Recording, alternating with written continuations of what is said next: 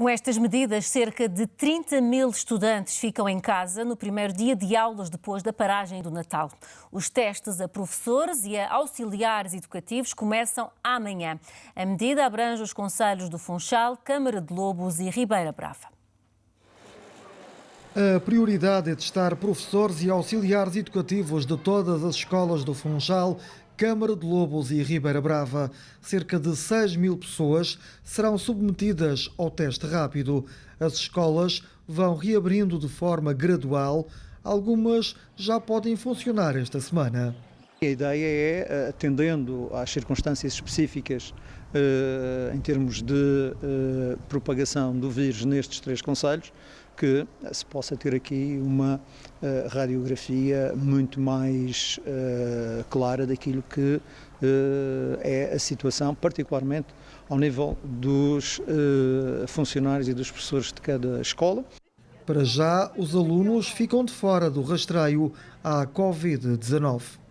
Sim, os alunos neste momento ficam de fora, como aconteceu também no início do ano letivo. Há um conjunto de procedimentos ao nível dos diferentes planos de contingência que cada escola adotou, que os alunos no espaço escolar têm que cumprir e têm cumprido escrupulosamente, e esta testagem, esta metodologia agora adotada, não inibe a que está neste momento também e que irá continuar a decorrer em simultâneo, que é sempre que existir alguma situação sintomática ou de contacto, que esses alunos não sejam, como aconteceu no decorrer do primeiro período, testados. O Governo tenciona ter todas as escolas a funcionar em pleno na segunda-feira, dia 11. Um encarregado de educação por agregado familiar pode ficar a tomar conta dos menores de 12 anos. No caso das famílias que tenham necessidade de ficar em casa com filhos e que sejam menores de 12 anos, terão a sua falta justificada caso seja necessário não manter a sua presença na atividade profissional, sabendo que em algumas circunstâncias, e no caso até de alguns serviços públicos, é possível colmatar essa ausência com o teletrabalho ou atividades, portanto, à distância. Enquanto não houver aulas presenciais, as escolas podem optar pelo ensino à distância. Isto vai depender também da evolução e de cada escola. Obviamente que estas escolas poderão, porque estão preparadas para isso, enquadrar o acompanhamento dos alunos, portanto, à distância. Outras, se eventualmente a testagem for rápida e no início da semana, poderão ainda retomar ao longo da semana a sua atividade letiva. Cerca de 30 mil estudantes ficam em casa no primeiro dia de aulas do ano novo. Os testes a professores e auxiliares educativos iniciam-se esta segunda-feira. Também na Universidade da Madeira, as atividades letivas presenciais estão suspensas até ao próximo domingo. As aulas que possam ter lugar online vão ser realizadas à distância. As atividades não letivas inadiáveis relacionadas com trabalhos de investigação poderão ser realizadas nas instalações da UMA. A Universidade fará um controlo mais apertado à entrada, restando todas as movimentações de estudantes e trabalhadores. Em comunicado, a reitoria adianta que as avaliações letivas estão suspensas, pelo menos até ao início da próxima semana. E com os números que foram conhecidos esta tarde, o Porto Santo passa também a concelho de risco elevado de contágio de Covid-19. A ilha tem agora 15 casos ativos da doença. O delegado de saúde mostra-se preocupado com o regresso ao Porto Santo de cerca de 800 pessoas que vieram passar o Natal e o fim do ano à Madeira. São mais 12 casos a somar aos 3 já detectados no Porto Santo. A Ilha Dourada passa a ter 15 casos ativos de Covid-19. O delegado de saúde diz que, para já, a situação afeta 3 famílias. Estes 12 surgiram daquilo que eu tinha já pedido para não acontecer, que era o sair da ilha do Porto Santo ou entrar em contacto com pessoas que viessem de fora. E pronto, aconteceu e aconteceu a transmissão. Tivemos a sorte, aconteceu também que nesta altura a sem natalícia, as convivências aconteceram no núcleo familiar, são muitos casos, mas há pouca dispersão, são 2 núcleos familiares assim por enquanto, há um terceiro ainda em avaliação, mas não há de passar disso, portanto não há uma grande dispersão no Porto Santo. O delegado de saúde está preocupado com o regresso de 800 pessoas ao Porto Santo. Vieram assistir ao fim de ano na Madeira. Eu estou exatamente muito preocupado com isso e por isso estou a pedir a todos que nos 5 primeiros dias após a sua chegada façam algum confinamento, algum isolamento. Para isso basta usar a dupla máscara, desinfetar as mãos, manter distâncias, manter o mínimo de contacto possível durante assim, estes 5 dias. E fazendo aquilo que é imprescindível na vida deles, e um teste ao quinto dia. E estamos com capacidade e disponíveis para fazer teste a todas as pessoas que entraram no Porto Santo. O Porto Santo passa a entrar nos concelhos de risco elevado de contágio pelo novo coronavírus. Tem mais de 270 casos por 100 mil habitantes nos últimos 14 dias. É o valor apurado pela fórmula de cálculo, tendo em conta o número reduzido de residentes. É convidado do Telejornal Maurício Melim, o coordenador da Unidade de Emergência e Saúde Pública, especialista em saúde pública. Dr. Maurício, obrigado antes de mais por estar aqui no nosso Telejornal para mais algumas explicações e esclarecimentos também à população. Eu vou começar logo pelo Porto Santo, que durante a manhã não fazia parte dos concelhos de risco elevado e com estes números que foram conhecidos depois da reunião, onde também esteve presente, passa a fazer parte destes concelhos de risco elevado. As medidas que foram anunciadas hoje para estes 3 concelhos, nomeadamente com a não reabertura das escolas, vão ser aplicadas também no concelho do Porto Santo, já a partir da manhã? Em primeiro lugar, muito boa noite. Como disse muito bem, isso é um número que, nestes processos, estes números são dinâmicos e é uma situação que está a ser equacionada e amanhã, naturalmente, será tomada uma posição. Ou seja, esta noite, os pais do Porto Santo não sabem se as crianças vão para a escola amanhã? Os pais do Porto Santo, aliás, como toda a população, têm de perceber que nós estamos a viver uma pandemia. E se alguém pensou que isto seria uma coisa fácil, desengane-se, porque de facto nós estamos a viver em pandemia há 10 meses. Naturalmente que prevíamos que esta situação pudesse acontecer e está a acontecer. E o apelo que é feito... Doutor, antes dos apelos, é preciso saber, na prática, o que é que vai acontecer. Os professores vão para a escola, não vão para a escola? Na prática, o que é preciso acontecer, o que vai acontecer é as pessoas estarem com calma, que amanhã irão ser informadas. De manhã, até de manhã?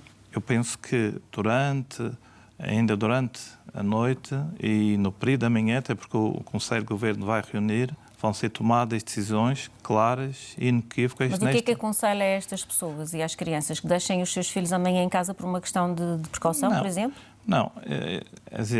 A autoridade de saúde competente irá tomar uma medida e irá dirigir, digamos, as recomendações que são necessárias serem tomadas. A questão aqui tem a ver com isto. Nós temos que ter muita calma e muita serenidade, porque estes processos são processos dinâmicos e, como disse muito bem, da manhã para a noite as coisas mudaram-se. E em pandemia é isto que acontece. E desse ponto de vista, a primeira questão é o que está a acontecer também aqui, que as pessoas correm, querem fazer testes, não esperam que sejam contactadas. Não faz sentido. O teste não cura. Doutor, sim, mas temos que ir ponto por ponto. E aquilo que eu acho que é importante saber é, de facto, o Conselho de Governo reúne amanhã às 10h30 da manhã, as aulas costumam começar às 8 da manhã. É o que estava previsto. Os pais vão trabalhar, precisam de saber, vão trabalhar, levam as crianças para a escola, não vão trabalhar, ficam em casa com as crianças. São medidas práticas, no fim e ao cabo vão ter que saber. Antes das 8 da manhã. Claro, mas não sou eu que vou decidir também. Terá que ser ponderada a situação e tomadas as medidas. Muito bem. Segunda questão. Esta nova estirpe que foi identificada aqui na Madeira, oriunda do Reino Unido, poderá ter originado mais alguns casos, tendo em conta que ela, segundo aquilo que se sabe, não é, que também será muito pouco, é mais contagiosa do que a estirpe que já era conhecida. Não há dúvida nenhuma que o agravamento da situação epidemiológica na região autónoma da Madeira, desde há 3, 4 semanas, tem muito a ver com esta característica do vírus que agora está entre nós. Nós sabemos que estes vírus respiratórios têm uma grande capacidade de mutação e este em particular, o coronavírus, nós já tivemos outras pandemias, como toda a gente sabe, quer em relação ao SARS, ao MERS, e, portanto, estes vírus e os outros vírus respiratórios todos sofrem grandes mutações. Esta variante foi identificada também hoje no território continental? Sim, esta variante já está no território europeu há 3 meses, claramente. Quando digo território continental, português, em Portugal. Sim, continental. mas estou a dizer, quer em Portugal, quer nos outros países da Europa, na Alemanha, no Reino Unido, já está, na Suécia, já está identificado. Fala-se numa terceira vaga no continente. A Madeira poderá estar a chegar a essa situação? A Madeira está numa situação em que nós temos que considerar muito importante. Ainda estamos numa segunda vaga. Naturalmente que podemos ter a curto prazo uma terceira vaga, mas não é isso que nos importa. O fundamental agora é enfrentar esta dificuldade e ultrapassá-la. Porque nestas matérias há muitas questões que são muito teóricas, de muita preocupação, de muita discussão e muitas pessoas a dar opiniões. O que é fundamental é que nós temos aqui um desafio. Este desafio, nós estamos mobilizados para enfrentar o desafio. É um desafio que está à altura de nós, porque também nós sabemos que, havendo vida, tem que haver vírus e os vírus vão-se mutando. Mas aquilo que também vai preocupando as pessoas é que até uma determinada altura não havia, por exemplo, contágios em lares, em instituições onde estão idosos, que são o grupo mais vulnerável. E temos visto também que nestes últimos dias os internamentos têm vindo a aumentar progressivamente. Mas isso faz Continuamos com capacidade de resposta para estas situações? Estamos a organizar toda a resposta e a mobilizar todos os meios que são possíveis, e são muitos, para enfrentar estas adversidades que nós já contávamos. Quando diz, não só em relação à entrada dos vírus nos lares, também entraram em unidades de saúde.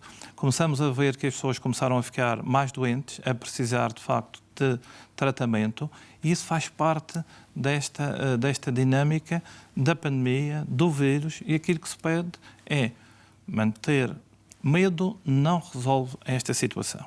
Doutor, a vacinação que estava prevista começar esta semana nos lares arranca amanhã? Ou esta semana será mais para a frente? O dia exato eu não sei responder. Naturalmente que será uma prioridade vacinar os lares, mas antes disso temos que vacinar também as pessoas que estão na primeira linha, as pessoas que cuidam exatamente das pessoas que estão no lar. Mas aquilo que foi dito é que seria esta semana. Há vacinas para isso, porque há informação também que Bruxelas não tem capacidade para enviar todas as vacinas que estariam previstas. Isso é uma pergunta muito, muito importante. Nós só podemos atuar e só podemos vacinar tendo as vacinas. E quantas remessas, digamos assim, é que já chegaram? Só chegou aquela primeira remessa para já? Exatamente. Portanto, não sabemos... Essa é que é a realidade. E sabe quando vai chegar a próxima? Eu penso que vai chegar no próximo mês, muito provavelmente, mas só vamos contar com as vacinas quando elas estiverem no território. E naturalmente que estamos num processo que é complexo, em que há uma pressão muito grande, estamos no início da vacinação e é natural que todas as pessoas considerem-se prioritárias e queiram ser vacinadas. Neste momento, quantas pessoas é que já foram vacinadas? 615 pessoas até às 17 horas de hoje. Os profissionais de saúde, essencialmente?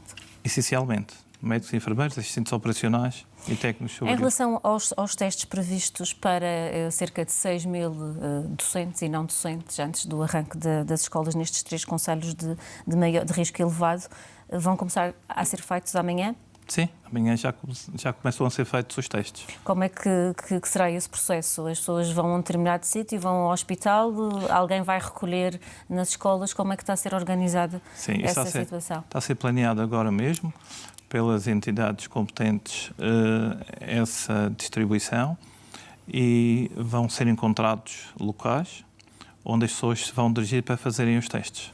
Doutor, quais são as suas previsões do número de casos neste mês, por exemplo? Vamos continuar a ter esta ordem de grandeza, é que sabemos que depois isto tem efeito multiplicador quase. Certo. Nós não gostaríamos de ter um crescimento exponencial, mas é provável que o número de casos continue a subir durante mais algum tempo. Nós temos que aguardar com alguma expectativa as próximas 2 semanas. Que são os resultados das nossas festas de Natal e fim de ano?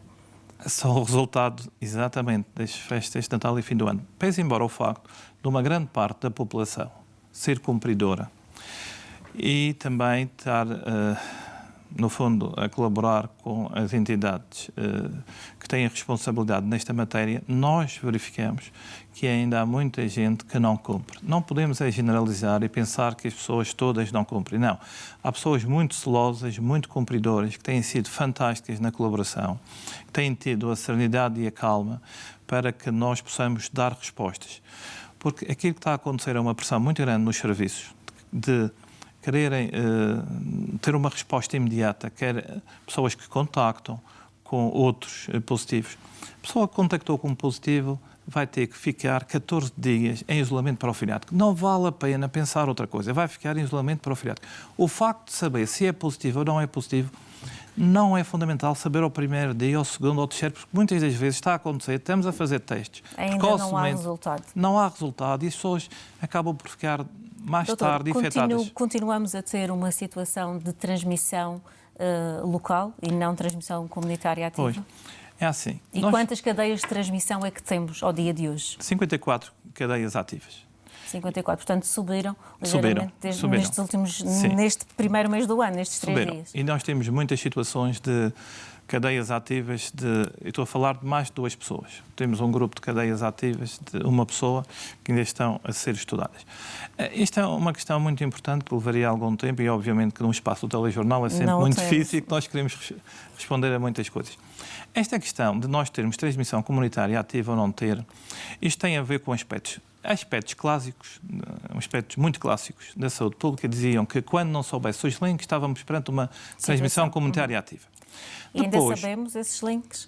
Depois, com a evolução das pandemias e estes fenómenos vão, de facto, aprimorando, nós hoje temos conceitos da Organização Mundial de Saúde que são dinâmicos, em que para Portugal e para a Madeira entram num grupo, numa designação que se diz clusters de casos, em que temos cadeias e que sabemos, não todos, mas a grande maioria, de onde é que provém. Portanto, em termos... Mas o que interessa em termos práticos... Em termos práticos, termos transmissão comunitária ativa. Em termos práticos, o que interessa, nós não estamos a atuar com transmissão comunitária ativa. E esse não é o nosso propósito. Nós vamos continuar a trabalhar enquanto pudermos, e para isso temos tido várias colaborações, no sentido de continuar a identificar e isolar as pessoas. Estamos a fazer trace. Numa situação de transmissão comunitária ativa, contam-se os positivos e deixamos. Não é essa a questão. Portanto, a questão é, vamos continuar a fazer o trace, portanto, a identificar, a isolar e, enquanto pudermos, não vamos baixar os braços para que isso aconteça. Não vamos dizer, agora a transmissão comunitária ativa, vamos contar os positivos e deixa andar combate à doença. Não. Nós estamos a fazer o combate à propagação do vírus e, enquanto formos capazes, faremos esse combate à propagação do vírus, não entrando numa situação de descontrole e deixar que, de facto, as coisas se transmitam livremente. Vamos sempre procurar travar e contamos com a população para isso. Doutor, muito obrigada pela sua participação, pela sua presença e disponibilidade aqui no Telejornal para mais estes esclarecimentos.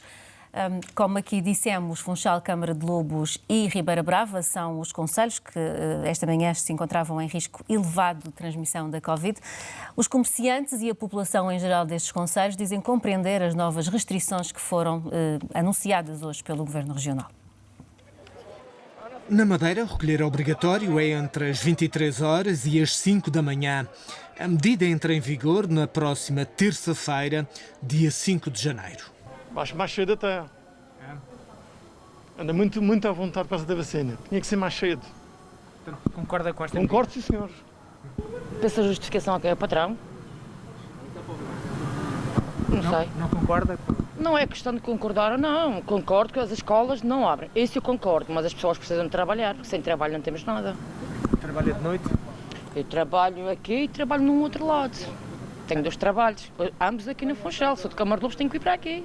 Nos concelhos de maior risco, Ribeira Brava, Câmara de Lobos e Funchal, As escolas não reabrem esta segunda-feira. Por acaso a minha filha também entrava agora segunda-feira, não vai entrar? Não, por acaso tem, no meu caso, tem quem possa ficar com ela e minha esposa também trabalha também numa escola, em princípio também se calhar vai ficar em casa. Segundo que, portanto, para mim, para já não vai-me trazer assim grandes transtornos. Vivo com os meus pais e nós convivemos todos, somos nós os 4, tenho essa sorte, sou grata por isso. Compreendo as pessoas que não tenham essa mesma oportunidade, mas acho que tendo em conta o que está a acontecer, tudo tem de ser feito para que toda a gente esteja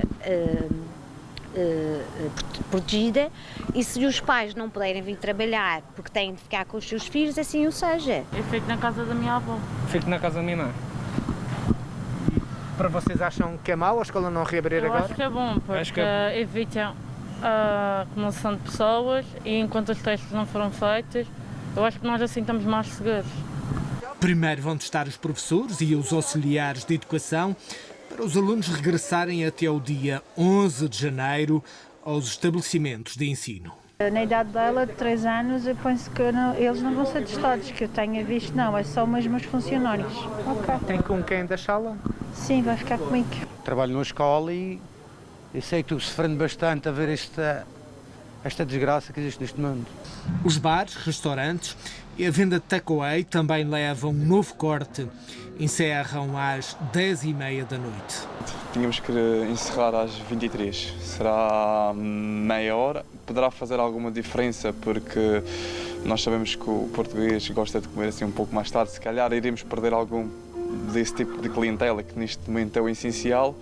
Mas, de uma maneira geral, penso que não irá mudar muito a nível de restauração. A nível de bares, penso que irá ter um impacto maior do que no nosso caso. O Pinho Doce, há medidas para lá. Não há nem o continente, colher gente em cima de gente, não há fiscalização nem há nada. Só os bares é que têm que pegar com a gente, eu não acho esse direito. O fim de semana definitivamente vai fazer a diferença. Para fechar às 10h30 depois. Há recolher obrigatório a partir das 11, não pode andar ninguém a circular. Esse vai ser outro problema para o pessoal que trabalha cá. Para fechar às 10h30, então todo mundo vai correr para casa para chegar antes das 11, não é? Já não há turismo, o que é que vamos fazer? O que é para aqui que estamos abertos? Aqui eu trabalho 90% com turismo. Praticamente não tem influência. Até o dia 15 de janeiro continuam proibidas as visitas aos lares no arquipélago. Todas as medidas foram anunciadas hoje pelo Governo. Aconteceram depois de uma reunião com os presidentes das câmaras municipais do Funchal, Ribeira Brava e Câmara de Lobos. Uma preocupação comum juntou 3 presidentes de Câmara à mesma mesa com o Governo Regional. A subida acentuada de casos de Covid-19 coloca Funchal, Câmara de Lobos e Ribeira Brava com a classificação de risco elevado de contágio. O autarca do Funchal pediu medidas mais restritivas e lembrou que não há margem para falhas. Já tive a oportunidade de falar com o Sr. Representante da República ontem e estamos em diálogo permanente porque isto não é algo, a pandemia não é algo que vá passar de um dia ao outro e requer de nós um diálogo permanente na procura por soluções também permanentes, sendo que neste momento acho que não há muita margem para podermos falhar. Estamos numa situação que o cenário vai se agravando dia para dia e acho que temos de colocar no terreno aquelas que são medidas que já foram testadas. Câmara de Lobos já tomou medidas preventivas, mas o autarca local recusa cercas sanitárias no concelho. Acho que isso não é uma questão de Câmara de Lobos, é uma questão nacional. Todos temos que ser responsáveis e vamos todos trabalhar para combater esta pandemia. Ribeira Brava também está em alerta. Neste momento, há 3 cadeias ativas no concelho. Estão a aparecer os casos e por isso estamos a ver a situação, mas a situação é que as pessoas são assim todas identificadas. Agora, obviamente, houve aquele caso emblemático que foi muito falado por aí. Uma taça do porco? Sim, desse grupo, não sei se é uma taça do porco desse grupo, que fez disparar o número de casos, mas temos outras cadeias que também estão ativas. Não há imagens do encontro das câmaras com o Governo, não foi autorizada a presença de jornalistas.